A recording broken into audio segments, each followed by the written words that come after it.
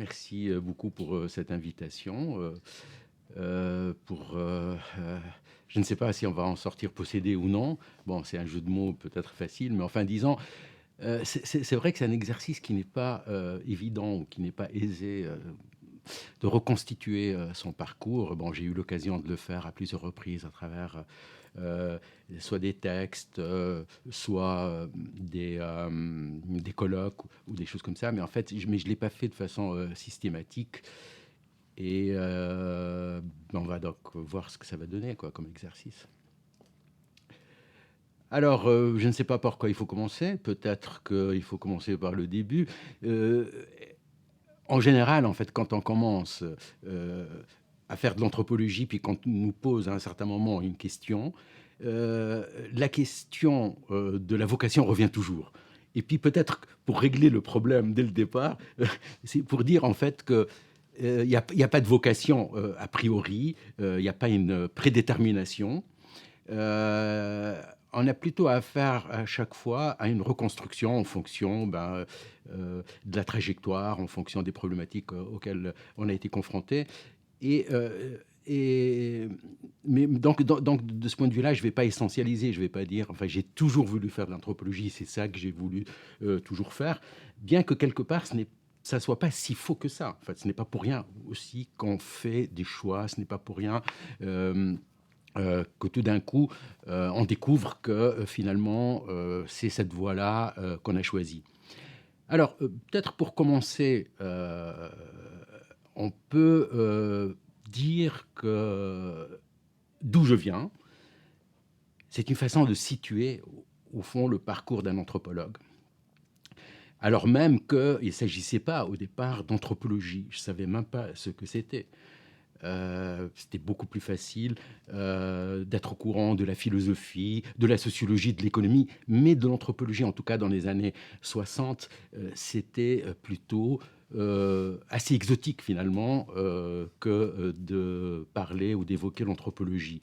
Bien que Lévi-Strauss soit passé par là, il restait quand même minoritaire. C'était surtout la sociologie. D'ailleurs, en France, l'anthropologie était une branche où c'était à l'intérieur de la philosophie ou de la sociologie. Il n'y avait pas une licence ou un parcours.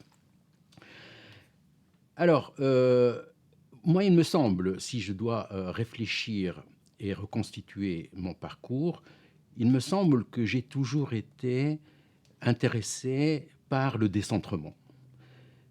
Très tôt, c'est-à-dire vraiment peut-être 10 ans, 12 ans, 15 ans, le fait que j'étais conscient que j'appartenais non pas à une culture, parce que pour moi, déjà à l'époque, ça n'avait pas de sens, mais à plusieurs cultures, en tout cas à plusieurs traditions. Alors peut-être que c'est des reconstitutions, bien sûr, enfin, tout se mélange. Enfin, y a l'histoire qu'on enseigne à l'école, il y a les modèles, mais il me semble en tout cas que venant de Tunisie, on était surchargé par l'histoire. Surchargé par l'histoire, on nous enseignait qu'il y avait les Carthaginois, les Phéniciens, après les Romains, après les Byzantins, après les Arabes ou les musulmans, les Ottomans, bien sûr les Français, enfin au XIXe siècle avec l'époque coloniale, mais dans les interstices, il y avait beaucoup d'autres cultures qui étaient présentes, les Juifs tunisiens, enfin qui, en tout cas, il y a une légende, et elle vaut pour ce qu'elle vaut, mais enfin, en tout cas, c'est un mythe fondateur la synagogue, une des premières synagogues en fait d'Afrique du Nord, qui date de la destruction du temple. Et elle est toujours là en fait, cette synagogue à Djerba. Donc il y a une ancienneté extrêmement forte et profonde. Il y a bien sûr ce qu'on appelle les Berbères faussement, c'est-à-dire les Amazirs, et enfin tous ces peuples qui ont été mis dans la catégorie de berbères. Et on voit bien là, venant de cette région, comment en fait barbare, enfin berbère, barbare, berbère, on voit bien qu'on est vraiment dans le stéréotype. On est dans l'ethnocentrisme, c'est les Grecs qui désignaient les autres de barbares. Euh, euh, et ce qui est intéressant, c'est de voir que c'est les Arabes, quand ils sont arrivés euh, en Afrique du Nord, qui ont dénommé en fait ce qu'on appelle aujourd'hui les Berbères, qui ont utilisé le terme barbare en l'arabisant. Donc barbare vient de cette étymologie en fait grecque. Donc on voit bien en fait que on est complètement pris dans un tissu d'images, de stéréotypes, d'altérité, de va-et-vient entre les cultures et entre les traditions. Ce qui fait que, ayant vécu dans ce monde, ayant vécu dans cet entrecroisement des cultures, j'étais prédisposé, au fond, à être, comment dire, à être un relativiste. On peut revenir là-dessus. Hein, parce qu'aujourd'hui, c'est presque une insulte, enfin, que de parler de relativisme et que on est un peu dans une période, enfin, un peu d'essentialisation. Mais en fait, c'était malgré moi, en fait. On était tenu de tenir compte d'une profondeur historique. On était tenu de prendre en considération les différentes cultures et traditions qui ont précédé. Et d'ailleurs, quand je dis qui ont précédé, c'est pas pour les essentialiser, parce qu'elles se sont entrecroisées, elles se sont mélangées, et c'est extrêmement difficile de faire la part de l'une et de l'autre. Donc voilà, au fond, dans quel univers j'ai baigné. Et alors, est-ce qu'on peut dire que c'est ce qui m'a prédisposé à faire de l'anthropologie? Je n'en sais rien. En tout cas, avant même que je n'entende parler d'anthropologie, j'étais confronté, et je n'étais pas le seul, enfin bien sûr, les gens de ma tradition, de ma génération, bien sûr, ça dépend de la classe sociale, d'où on venait, de la culture à laquelle on avait accès, du parcours scolaire. Mais disons, ayant eu l'avantage ou le privilège d'avoir fait une scolarité aboutie, d'avoir fait une scolarité à la fois arabe et francophone, donc j'ai été nourri à cette... à cette, disons, à cette tradition historique qui fait que il m'a paru, et d'ailleurs, j'allais dire naturel entre guillemets, enfin bien sûr parce que rien finalement n'est naturel en soi, mais il m'est apparu aller de soi dans le milieu dans lequel j'avais vécu, l'histoire que j'avais pu lire et les éléments que j'ai pu reconstituer, il m'a semblé aller de soi que on ne pouvait absolument pas s'enfermer dans une identité quelle qu'elle soit. Donc, a priori, j'étais ouvert à toutes les possibilités, d'où peut-être plus tard mon engagement vers une réflexion de type intellectuel et de type anthropologique. Mais avant d'ailleurs d'arriver à l'anthropologie, pour rester dans le mode de l'époque, le mode de l'époque, c'était quand même le marxisme. Euh, il y avait un engagement politique, à la fois philosophique, mais aussi politique. C'était l'époque des indépendances, l'époque de la critique du développement ou du développementalisme, et l'idée d'un universalisme ouvert, progressiste. Donc tous ces éléments-là m'ont prédisposé à effectuer des réflexions critiques sur la société. Donc en fait, très vite, j'ai eu des instruments d'analyse et des instruments critiques par rapport à la société dans laquelle je vivais. Bien sûr, je venais d'un milieu dans lequel il y avait plusieurs influences, mais enfin, c'est quand même un milieu où ce qui prédominait, c'est j'allais dire la culture, mais en fait, là aussi, ça veut rien dire. Mais enfin, il y a des traditions culturelles, religieuses, musulmanes ou arabes, mais matinées, en fait, de toute une autre série d'influences françaises, francophones. Dans mon milieu, on parlait simultanément le français et l'arabe. Dans mon milieu, on fréquentait des gens qui venaient de Malte, des Maltais, qui sont établis en Tunisie depuis longtemps. Et d'ailleurs, le maltais est une langue arabe, en fait. Les gens ne le savent pas, même si, bien sûr, ils sont catholiques et ils ont une tradition qui les rapproche plutôt de l'Italie, mais enfin, c'est quand même une langue arabe. D'ailleurs, c'est l'arabe tunisien, enfin, c'est l'arabe qui était parlé en Tunisie au XIe, XIIe siècle, à l'époque où la Sicile était arabe. Donc, en fait, depuis le XIIe siècle, c'est une langue qui s'est détachée du monde méditerranéen arabe pour continuer, en fait, à vivre en gardant sa structure. Bon, il y avait les Siciliens, il y avait une immigration sicilienne très importante, qui était, d'ailleurs, aux grandes dames des Français, qui était beaucoup plus importante que les Français établis en Tunisie, alors que la Tunisie était un protectorat. Donc il y avait toutes ces influences qui font que partout où on regardait, on était tout le temps confronté à une diversité. Bien sûr, là aussi, pour ne pas rester dans les poncifs, mais enfin, on sait très bien qu'en Tunisie, oui, il y a un poncif qui dit que, bien sûr, les Tunisiens sont carthaginois, enfin phéniciens, carthaginois, romains, euh, byzantins, comme je l'ai dit tout à l'heure, et puis après, ben, musulmans arabes, bien sûr, mais aussi ottomans. Enfin, il y a eu quand même la présence ottomane à partir du XVIe siècle, enfin, qui ont occupé la Tunisie et Alger. En tout cas, c'était la partie occidentale de l'Empire ottoman. Après, il y a eu les Français. Mais avant les Français, il y a eu cette présence italienne extrêmement importante sicilienne.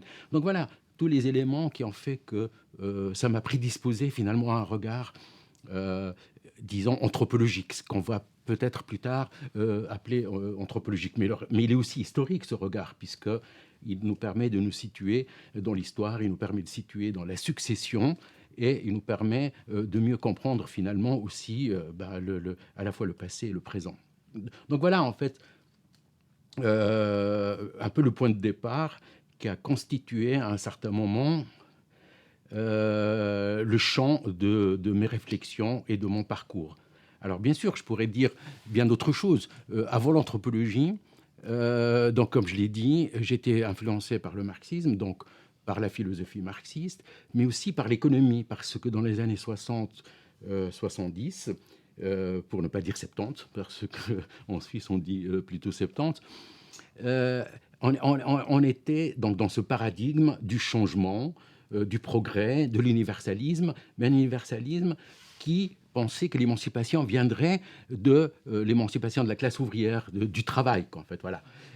Mais en même temps, j'avais conscience en fait que c'était assez limitatif et que, ayant été euh, à l'école marxiste, mais enfin, parfois, c'est une école qui est un peu simplifiée, parce que quand on milite, on nous donne à, à lire des textes un peu de vulgarisation. Souvent, on n'a pas lu Marx.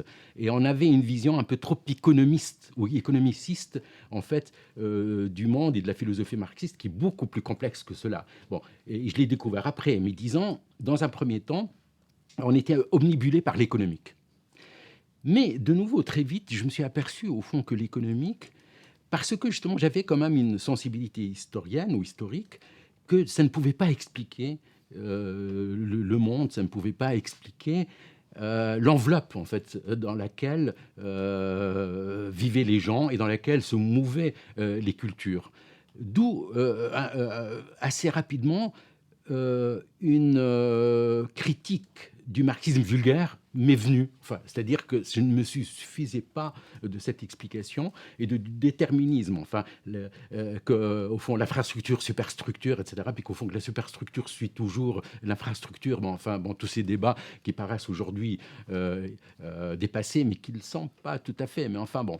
Donc, de nouveau, j'ai été un poussé à réfléchir et à me dire, mais au fond, une approche purement économiciste, une approche purement fondée sur le matérialisme historique, à savoir sur une conception linéaire de l'histoire et de l'évolution, n'était pas suffisante, parce qu'on avait plein d'exemples qui nous montraient au fond que finalement il y a eu une succession de cultures, de civilisations, et puis qu'on ne pouvait pas adhérer aveuglément à une marche de l'histoire inexorable et où on passerait de la tradition à la modernité. Surtout qu'à l'époque, malheureusement, c'était vraiment le paradigme dominant.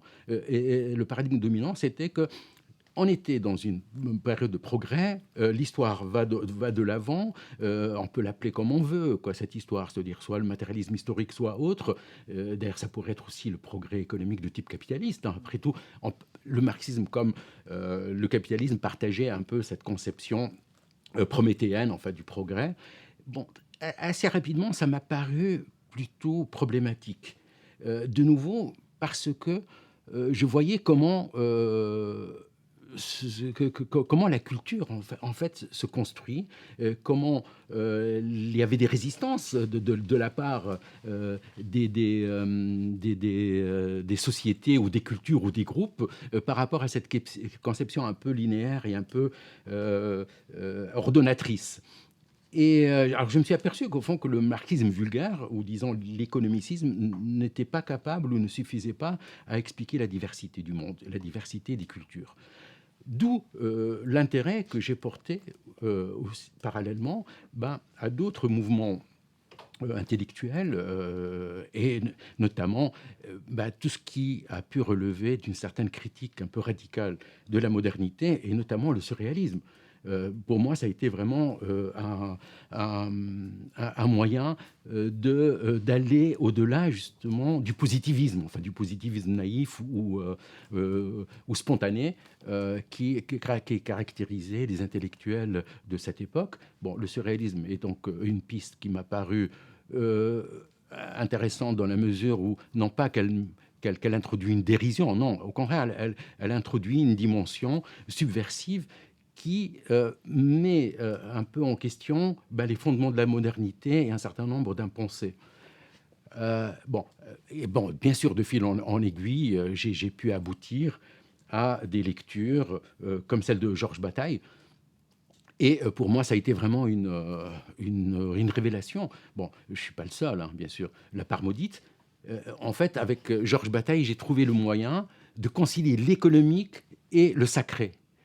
Donc c'est cette dimension qui manquait en fait, et cette dimension anthropologique du sacré, mais qui est enracinée comme aussi dans l'économique. On n'est plus dans une pure superstructure, on n'est plus dans une pure infrastructure, on est dans les deux. On essaye de comprendre les processus symboliques, les processus religieux, les processus sacrés à travers leur matérialisation à la fois historique et économique. Donc pour moi, ça a été une énorme ouverture, notamment par la part maudite, mais aussi cette notion du sacrifice. Donc voilà, en fait, de façon un peu j'allais dire en fait à la fois mélangée, mais en même temps en essayant un peu de trouver un fil conducteur, d'essayer de reconstituer en fait, de reconstituer une certaine cohérence ou un certain parcours. Donc bien sûr, c'est des choses qui m'ont pris du temps, hein. C'est des lectures, c'est des chemins buissonniers, une lecture en amène une autre, mais quand même, il me semble qu'il y a eu un concours de circonstances quand même assez exceptionnel, je pense aussi pour l'époque. On est toujours dans l'exceptionnalité, quoi. C'est question de génération, quoi. Mais moi, bien sûr, en reconstituant mon parcours, j'ai l'impression que j'ai vécu une période exceptionnelle. Mais chacun vit une période exceptionnelle, quoi. Cela va de soi, quoi. Donc, mais enfin bon, mais c'est la perception qu'on en a. Et alors, cette période exceptionnelle, elle renvoie notamment, par exemple, à Michel Foucault. Bon, là aussi, ben voilà, en fait, j'allais dire les hasards. C'est pas tout à fait les hasards dans la mesure où un auteur, en fait, amène un autre. Donc Michel Foucault, j'ai eu l'occasion de le croiser entre guillemets, parce qu'il a enseigné à Tunis, à l'université de Tunis, entre 66 et 68. Et il a écrit d'ailleurs il ne faut pas que je me trompe, enfin, un de ses livres à Tunis, je ne me rappelle plus très bien lequel, ça va me revenir peut-être tout à l'heure. Et alors, moi, je me rappelle très bien, en fait, j'avais 16 ans et je fréquentais des amis qui étaient plus âgés que moi et qui fréquentaient déjà l'université et puis qui me racontaient un peu, en fait, ce qui était ce philosophe. Puis moi, je me rappelle très bien, il y a une formule qui m'est restée. Il était une fois comme le savoir. Donc, c'est cette idée que la formation discursive, c'est-à-dire en fait que le savoir est une formation discursive et qui doit être contextualisée et qu'il y a un discours sur la folie qui n'a pu apparaître qu'au XVIIIe ou au XVIIe, un discours sur la sexualité qui n'a pu apparaître qu'au XIXe. Donc on a affaire à des formations discursives qui nous permettent alors de mieux saisir, de mieux situer le savoir. C'est-à-dire que le savoir n'est plus cette entité nébuleuse ou bien cette entité éthérée ou propre aux philosophes qui pensent et dont la pensée est tellement forte que ça fume. Mais au contraire, ça relève d'un processus de pensée qui se matérialise dans des pratiques historiques. Et pour moi, ça a été vraiment extrêmement important, une énorme découverte qui m'a permis de compléter, au fond, ma formation avec le marxisme. Bon, et alors, à ce moment-là, c'est devenu un marxisme critique, ce n'est plus ce marxisme vulgaire, une, euh, une perspective historique à la Foucault, enfin, où c'est des discours, non pas qu'on est dans des discours éthérés, mais enfin, le discours est déterminant pour saisir des pratiques, c'est-à-dire qu'on ne peut pas dissocier, au fond, le discours de la pratique. Euh, donc tous ces éléments-là m'ont permis de compléter un peu, j'allais dire oui, ma formation, un peu mon éducation sentimentale au monde. Enfin, cette façon de percevoir le monde et, et de le comprendre et surtout de le mettre, de le mettre à la... de, de, de, de le critiquer et de le mettre à distance et de découvrir, au fond, les processus qui, à la fois déconstruisent pour mieux saisir les enjeux, mais en même temps qui permettent aussi de reconstruire. Donc, ça aussi, c'est un élément très important. La déconstruction, bon, c'est venu plus tard, bien sûr, la déconstruction, surtout dans le tournant linguistique ou le tournant postmoderne. Mais déjà, Foucault était dans la déconstruction, mais pas du tout une déconstruction qui va tout azimut, mais une déconstruction fondée sur des pratiques historiques ou historiographiques avérées qui nous permettent de mieux saisir ce rapport, au fond, qui va beaucoup intéresser les anthropologues et qui va m'intéresser, entre le symbolique et le matériel, pour formuler un peu les choses à la manière dont les anthropologues l'ont utilisé. Donc c'est ce lien entre idée et pratique qui m'a aussi été d'une très grande utilité dans, dans ce que je vais pratiquer dans ce que j'allais pratiquer comme anthropologie. Donc voilà, en fait, en résumé, et à travers un certain nombre d'évocations, puis de lectures, un peu ce qui va m'amener à l'anthropologie. Alors, ce qui va m'amener à l'anthropologie, alors comme je l'ai dit, j'ai commencé à faire des études d'économie, bien sûr, parce que c'était le paradigme. Il fallait comprendre les processus. Et comment les processus, c'était aussi s'ouvrir sur l'émancipation, hein, donc émancipation politique et intellectuelle, philosophique.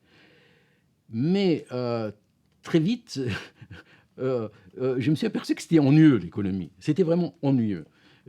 Malgré tout le respect que j'avais pour Marx, et peut-être parce que on avait un mauvais enseignement du marxisme, hein, parce que, à vrai dire, on n'a pas été vraiment lire dans le texte et on a beaucoup simplifié. Ça m'a paru rébarbatif, ça m'a pas paru sexy. En fait, intellectuellement parlant, c'était pas excitant, quoi. Enfin, c'était trop sérieux et en même temps, bon, une fois qu'on a compris que l'interdépendance entre la superstructure et l'infrastructure et tout, bon. Donc, j'étais extrêmement frustré. Alors, j'ai essayé de trouver un autre moyen de mieux comprendre le rapport euh, entre un processus d'émancipation sociale et intellectuelle et une vision un peu plus orientée sur le vivant. Enfin, là aussi, à un certain moment, il y avait toute une réflexion sur le biologique, enfin, et un renouvellement en fait, des études biologiques, et surtout une réflexion philosophique sur la biologie. Et que la biologie commençait à apparaître, en fait, pas comme une science naturelle vieillotte, mais qui essaye de saisir plutôt ce qui relève des processus vivants, notamment de l'ordre de la génétique. C'est-à-dire on était dans un univers qui s'entrouvrait et qui commençait à nous donner peut-être aussi une vision intéressante, toujours avec le souci, au fond, de déconstruire. Donc là, de nouveau, en tout cas, au moment où je me suis intéressé à la biologie, c'était dans cette... dans cette idée que le biologique, justement, n'était pas là comme surdéterminant, qu'il fallait plutôt, grâce à la compréhension de la biologie, de comprendre en fait qu'il n'y a pas un déterminisme biologique. Et c'est la fameuse thèse de François Jacob, hein, qui montrait en fait que comment l'évolution, au fond, s'il y a évolution, elle tient du hasard, quoi. Enfin, donc il n'y a pas ce déterminisme qui serait inscrit dans les gènes ou dans une nature, mais que c'est un processus beaucoup plus complexe et qui nous permet au fond de revenir, et ça tu en sais quelque chose, par rapport aussi aux théories darwiniennes, quoi, en fait. Il y a l'évolution, hein, pour montrer au fond comment Darwin a été très mal lu et comment il a été récupéré par le darwinisme social, et que la conception darwinienne était beaucoup plus complexe entre le hasard et la nécessité, quoi. Donc voilà, ça c'est un volet qui m'a permis un peu de compléter au fond un peu ma formation pour m'ouvrir à des domaines qui ne soient plus de l'économie ou de la philosophie ou de l'anthropologie, mais aussi au biologique, pour montrer la, la diversité et pour montrer qu'on peut penser le monde de façon complexe et non déterministe. Donc voilà ce qu'on pourrait dire comme, premier, comme premier rapport à ce que j'ai pu enfin, comprendre et essayer de reconstituer du monde qui m'entoure et de la manière dont je l'ai perçu intellectuellement.